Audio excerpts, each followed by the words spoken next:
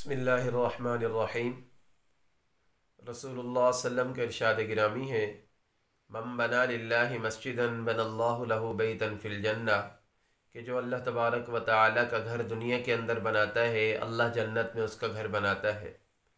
कुरान पाक की एक आयत है, फमन अज़लम मिम्मन मना मसाजिद अल्लाहि अन युज़करा फ़ी हस्मुहु व सआ फ़ी ख़राबिहा।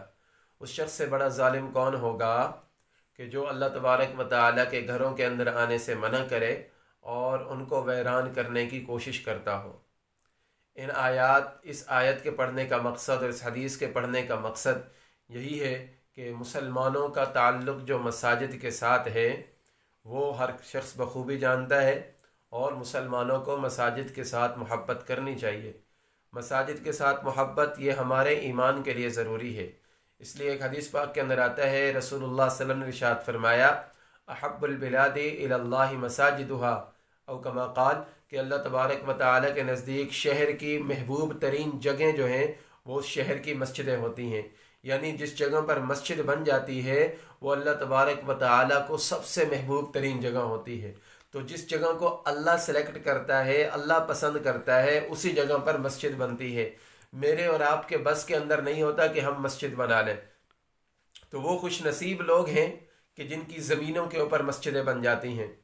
तो मस्जिद के साथ हमारा ताल्लुक़, हमारा लगाव और है और होना चाहिए। और मुसलमान जो होता है ना, वो मस्जिदों को आबाद करता है। मुसलमान मस्जिदों को गिराने की कोशिश नहीं करता, मुसलमान मस्जिदों को वैरान करने की कोशिश नहीं करता। और मुसलमान हुकूमतें जो थी ना, पहले ज़माने के अंदर मुसलमान हुकूमतें मस्जिद बनाया करती थी, वहाँ पर इमाम मुकर्रर करते थे, ख़तीब मुकर्रर करते थे, और वहाँ पर नमाजियों को बुलाया जाता था और बड़ी बड़ी आलीशान मस्जिदें बनाया करते थे।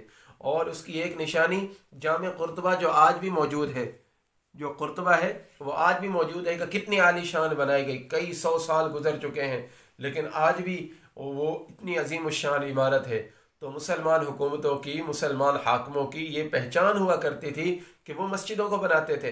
कुछ अरसा पहले हम जो है ना, हिंदुस्तान के बारे में हमने सुना कि वहाँ पर नोटिफिकेशन जारी हो गए कि वो मस्जिदों को गिराते हैं।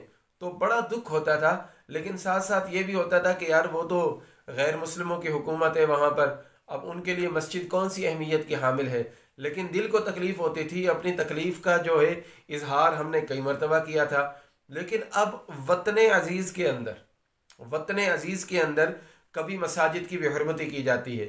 आप हज़रात ने ये सोशल मीडिया के ऊपर देखा होगा कि मस्जिद वज़ीर खान लाहौर के अंदर गाने की शूटिंग की गई, वहाँ पर ढोल लेकर जाए गए। अफसोस दर अफसोस कि मस्जिद के अंदर शूटिंग की जा रही है, मस्जिद के अंदर ढोल बजाया जा रहा है, मस्जिद के अंदर जूतों समेत लोग वहाँ पर गए हुए। हमारे लोगों ने, हमारे वज़ीरों ने कोई एक्शन नहीं लिया। बेचारे मौलवी, बेचारे उलमा और बेचारी आवाम, इन्होंने वहाँ पर जाकर स्टिक उठाई, वहाँ पर जाकर उनको कहा, फिर भी उसके ऊपर कोई माजरत नहीं की गई। चलें, ये बात अलग हो गई। कुछ अर्सा पहले एक बात सुनी कि कई मस्जिदों को गिराया जा रहा है, और तकरीबन पिछले साल एक बात जारी हुई कि इस्लामाबाद के अंदर एक बहुत बड़ा मंदिर बनाया जा रहा है। फिर उसके ऊपर उलमा इकराम ने डंडा उठाया और उलमा इकराम ने अवाम से अपील की, अवाम बाहर रोडों के ऊपर निकली, वहाँ पर उसको रोक दिया गया। आजकल एक और जो है ना वो ट्रेंड चलाया जा रहा है, एक और जो है ना वो फितना बर्पा किया जा रहा है कि कराची के अंदर एक मस्जिद जो तकरीबन 40 साल से बनी हुई है, मदीना मस्जिद तारिक रोड के ऊपर मौजूद है, 40 साल से बनी हुई, 40 साल से आबाद है, सैकड़ों नमाजी जिसके अंदर बैक वक्त नमाज पढ़ते हैं, और यानी कि 3 मंजिला तकरीबन मैंने सुना है कि वो मस्जिद बनाई गई है, और वहाँ पर कई साल से बाद जमात नमाज हो रही, जुम्मा पढ़ाया जा रहा है। अब उसके ऊपर इल्ज़ाम लगाया एक ऐसे जज ने इल्ज़ाम लगाया कि ये जो है ना उसके अंदर आ रही है, तजावुज़ात के अंदर आ रही है और इसको मिसमार किया जाएगा। अफसोस की बात है कि हमारे प्यारे मुल्क के अंदर, जिसको ला इलाहा इल्लल्लाह का नाम लेकर हासिल किया गया, उस मुल्क के अंदर मस्जिद को तजावुज़ात के अंदर शामिल किया जा रहा है। अगर तजावुज़ात में होती, अव्वल तो वो नहीं है, अगर वो होती तो ये काम है उलमा इकराम का। इसके बारे में जब तक किसी भी दारुल इफ्ता से कोई फतवा ना आए, किसी जज के पास ये डिग्री नहीं है कि वो उसके खिलाफ वो कोई फैसला कर सके। फिर ये शरीयत कोर्ट फैसला कर सकती थी, ये आम सा जज, और ये जज जो है उसने जाकर फैसला कर दिया कि मस्जिद को गिरा दिया जाए। आज तकरीबन 1 महीना होने वाला है, मुसलमान अवाम और उलमा सड़कों के ऊपर निकल आए हैं और उसके खिलाफ एहतजाजी मुजाहरे कर रहे हैं। कल का आप वहाँ का जो जुम्मा पढ़ाया गया देखें, हजारों बंदे, मैंने वो वीडियो देखी कि जिसके अंदर सर ही सर नजर आ रहे, मस्जिद तो नजर ही नहीं आ रही, इतने लोग वहां पर पहुंचे हुए। लेकिन शेम, ये शर्म की बात है, कितने शर्म की बात है कि हमारे हाकिमों में से कोई नहीं बोला। क्या किसी का मस्जिद के साथ ताल्लुक नहीं है? क्या किसी का मजहब के साथ ताल्लुक नहीं है? क्या किसी का दीन के साथ ताल्लुक नहीं है? ये मस्जिद कोई सियासत की जगह नहीं है।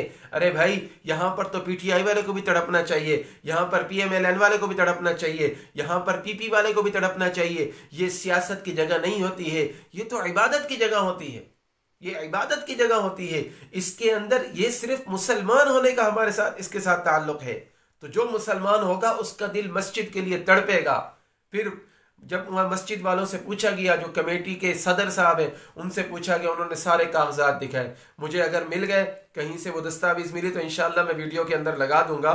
तो उन दस्तावेज के अंदर ये आता है कि बाकायदा गवर्नमेंट से इजाजत लेकर ये मस्जिद बनाई गई, बाकायदा गवर्नमेंट से इजाजत लेकर ये मस्जिद बनाई गई। फिर न्यू टाउन से फतवा लिया गया, जो कराची के बहुत बड़े दारुल इफ्ताह है, वहां से फतवा लिया गया, उन्होंने भी मस्जिद के हक के अंदर फतवा दिया है।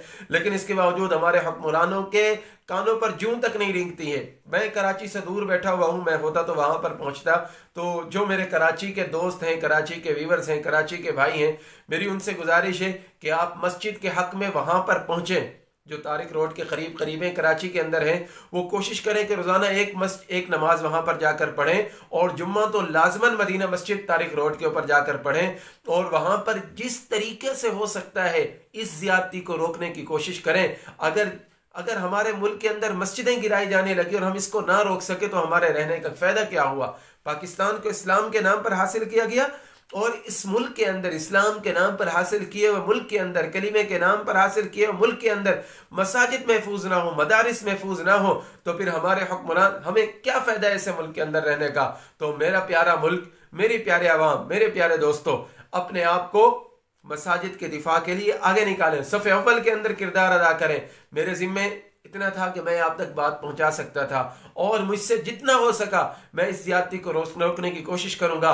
जहां जहां तक मेरी आवाज पहुंचती है, मैं कोई इतना बड़ा ना आलिम हूं, ना मुफ्ती हूं, ना कोई, मैं एक अदना सा तालिब इल्म अपने आप को समझता हूं। और लेकिन यह है कि मुझे पता है कितनी दूर तक मेरी आवाज जा रही है। तो जहां जहां तक आवाज जा रही है, आपके पास जितनी सलाहियतें, अपनी सलाहियतों को खर्च करें और मस्जिद को शहीद होने से बचाएं।